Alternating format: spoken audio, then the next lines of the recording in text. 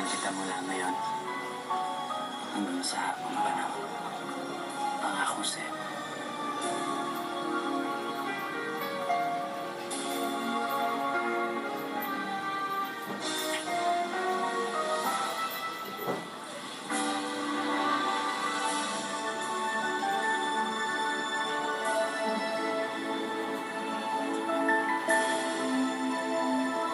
Ina, Angelo! Halina kayo!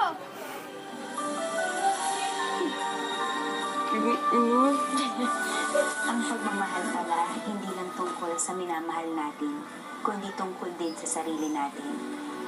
Because a journey into love is a journey into ourselves.